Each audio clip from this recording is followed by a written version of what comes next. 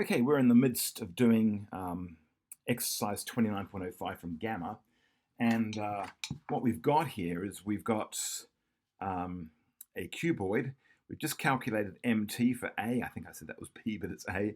And now we're going to calculate the size of the angle between MT, which we kind of need that, and the plane here.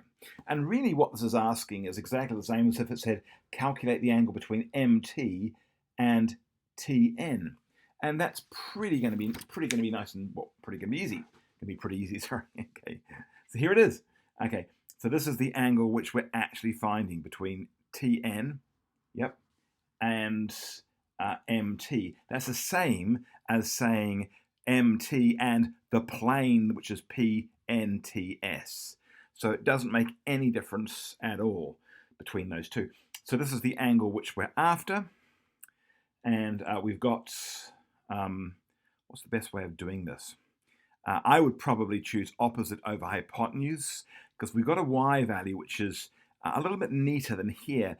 This is definitely the value for side Tn, but the actual answer here we had was 25.25, 10.25, and I think it's reasonable for the next problem to actually not use all of the thousands of dp's, but just take the last answer we've got. So that's what I'm going to do. So I'm going to redraw this thing.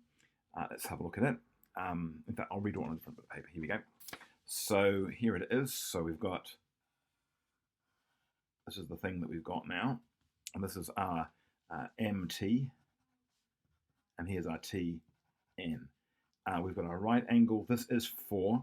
And Y now, or MT, is in fact going to be 10.25. All of these are, of course, are centimeters. Now, we're going to find the angle here, which would be the angle they're asking for, the angle between the diagonal and the plane. This represents the plane along here. So let's go ahead and do that. All right, so I'm going to use, let's say, sine. The reason I'm using sine is because we've got an opposite and a hypotenuse. So I'm going to say sine is equal to opposite over hypotenuse. Sine what? Well, it's going to be sine theta. Is opposite, well, opposite's 4, hypotenuse is 10.25.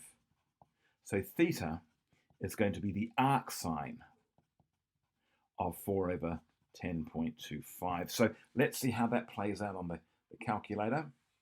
So we've got, what is it, 10 over, so look, the arc sine of, and I'll put all this in brackets, 4 over 10.25, 4 divided by 10.25. Whoa, I've got a very noisy dog here. You're okay, sweetie, just don't make any noise. All right, let's have a look how that works. And we get 22.969. Oops, that was very helpful. 22.969. So, all right then, so theta is equal to 22.969. I'm tempted just to call that 23 degrees.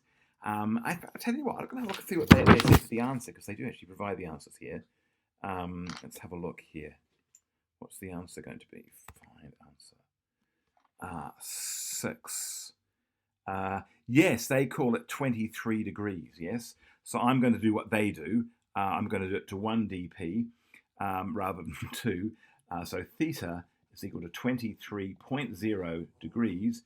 And I'll put 2 dp. Shush you. Be a good girl. Don't make noise. And that's the way which I would calculate 6b.